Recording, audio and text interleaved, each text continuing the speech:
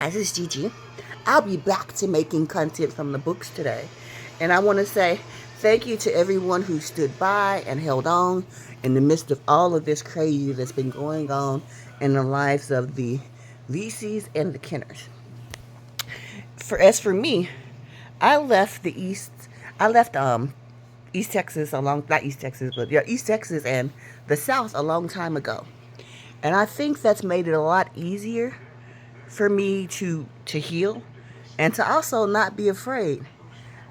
I'm not going to come to Texas looking for you or Memphis. Maybe.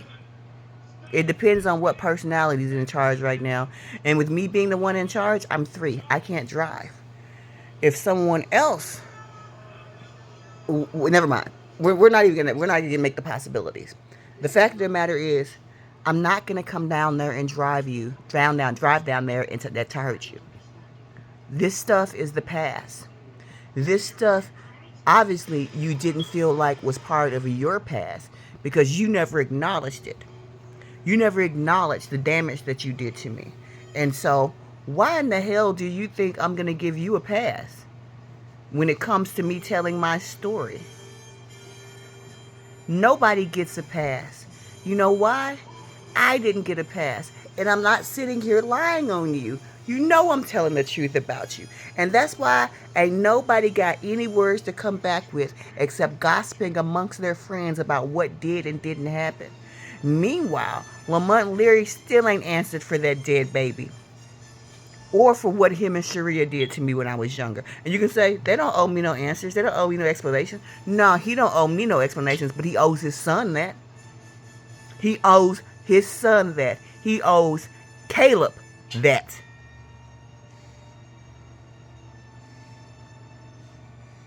He owes it to that child in heaven, the one that suffered. Because everybody knows I had no means, no care, no family, no home, no nothing. And yet everybody wants to pretend that I was sent to them because I wanted to live with them. Because it was something I wanted to do.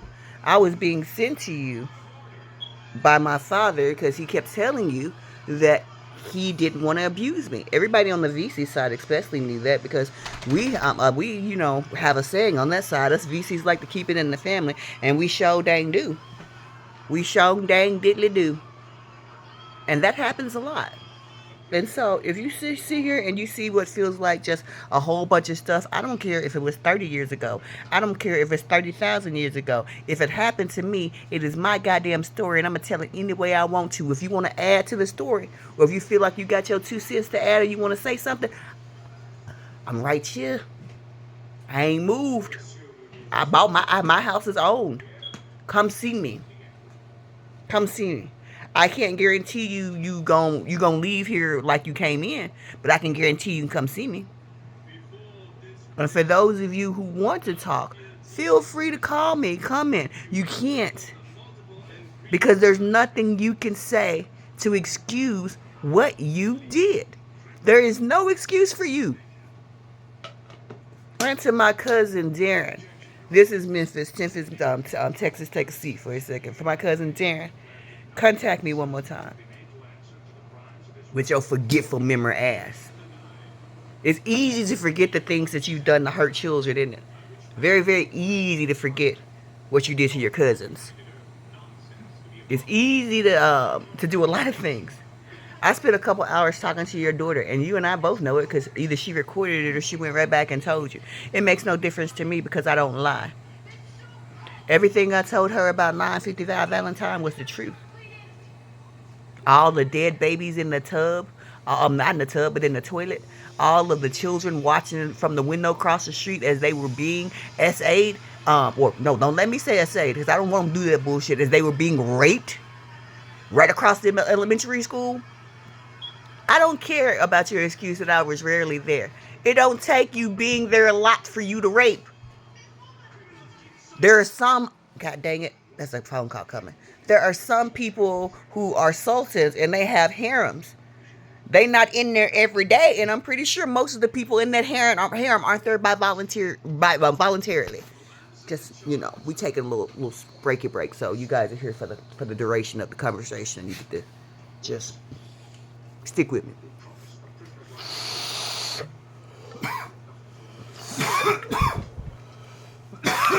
Hold on. Don't make me as your enemy when you could have me as your friend. That means that if everything that I'm telling you, you're going to go right back and talk to someone else about it. First of all, I ensure that I tell the truth. But second of all, you didn't even ask if you had my permission to share my story with your daddy. My story was something I shared with you as a woman. And my story had nothing to do with your daddy. But I shared my story with you, and I shared my life. And you went back and you tried to use that as cannon fodder or something to try to make me look like I was trying to destroy a man who destroyed himself ages ago. Look at my eyes. Look at me when I'm talking to you, Tina. Everything I told you your daddy did, he did. Everything I told you my daddy did, he did. Guess what? I still love my daddy. Your daddy never hurt you. That's wonderful. That doesn't mean your daddy never hurt nobody else. And when you're talking to a grown woman about grown woman stuff, one of the first things you should learn is not to run back and gossip to the men that we're talking about, because that creates an unsafe space for conversation. Will I ever speak to you again? Probably not. Because I feel like I'm talking to a spy now and not someone who was calling me for genuine conversation and comfort. You were just calling me to try to see if you can save your daddy on a post where I ate his ass up for everything that he did. He should have been ate up years ago. Damn, I hate when my jewelry falls off. He should have been ate up years ago. He should have been in prison. He's lucky that these women didn't come together back when the timing was where you could still go back and refile these charges. They had that going on for a while, that law. You lucky. I'll get my glue back on that in a minute. That all of us didn't come forward then and try to get your daddy sent to jail. What he should do is sit his ass down, shut the fuck up, and say, I'm sorry. And it would be best for you and your family probably not to contact me. As much as I love family, I don't like being set up. I don't like being put in the middle of anything. Everything I do is I do for compassion. Oh, and Mr. Quay, I'm sorry to hear about that stage 4. But I'm also not one not to tell you not to go back and listen to that poem I wrote for you over a year ago. I told you what you do to me is going to come full circle, right? You may not believe in magic, but magic believes in you. You cannot walk around this world doing people dirty and then expecting things okay. You were a man in your 40s when you started dating that girl who was 15 or 16 years old. You were gross. I was gross for even keeping in contact with you. I'm actually rather happy you screwed me over, because I don't want to go to my conscience and go to my grave trying to explain to my soul how I was able to exhibit any kindness towards you when I'm not able to exhibit any kindness toward the people who did that to me when I was younger. So yeah, I'm kind of happy you're out my life. One of the biggest things about me and a lot of people these days as we get older is it used to be family was everything, right? Now family is what you make it. You do not have to sit there and continue to love your bigoted ass family. You don't have to sit here and take any of that bullshit anymore. Not a piece of it. Not when you're paying your own bills and you're living your own life. If you worried about anything Sabrina has ever said, text me from my address. My number's already been doxed. My address has been doxed, and I ain't seen not one of you yet. I'd like to think it's because you know what you did. So today, I'll be looking for my other purple gem because I just lost that thing, and I love my little purple gem that was so perfect with this hair. I'll be writing and releasing some chapters and getting ready for the blood moon. Everybody who has their sacrament, prepare their sacrament. The blood moon's coming up on the 14th. That is the blood moon eclipse. That is very important for us and the Fae, and for everything that we're working on. Hold on for a second. It's morning. You know what morning is. It's you know.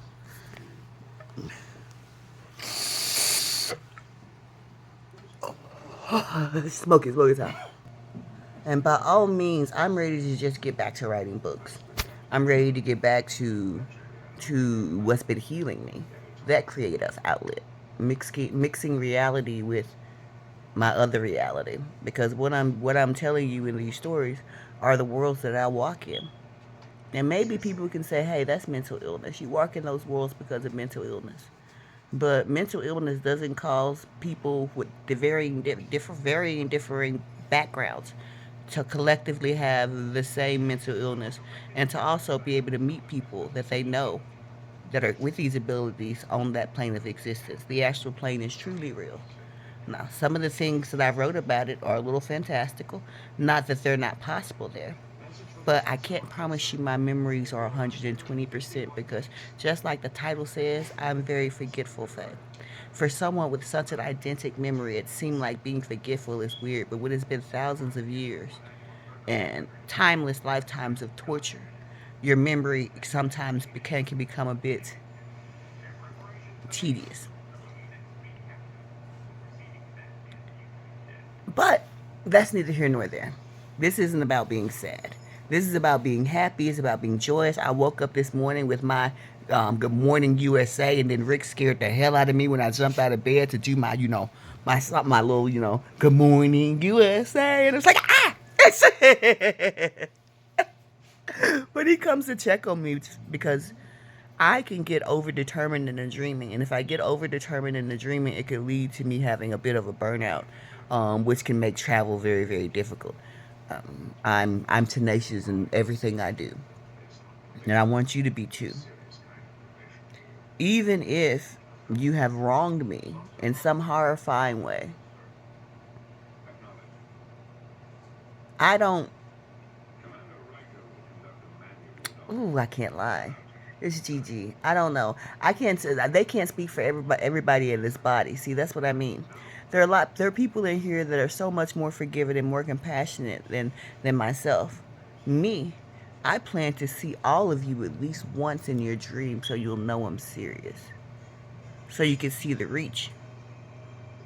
That's probably why I'm kept contained a lot more. If you dream about me, that's not an accident. No accident. It doesn't matter in which way you're dreaming about me. That's me coming to see you and making my presence known. And I know a lot of you have dreamed about me. It's Annabelle. I'm going to get ready to have the girls be quiet for a while so they can get to work. And so they won't say anything that we need not to be said before the blood moon. Everyone who's been working with me and the team on the blood moon lunar eclipse, there is a lot to be done beforehand. Get your writing assignments done. Get your meditation done. Make sure you're monitoring your diet. On the blood moon eclipse, what do? We go for our best for no alcohol. We do our best for no foods that are going to wake us up or going to stop us. And we make sure we honor our ancestors, and we do any rituals that we have planned. And then we head right into the dreaming, because we have work to do. I love you, brothers and sisters, and I hope you have a beautiful day. Eat. I say.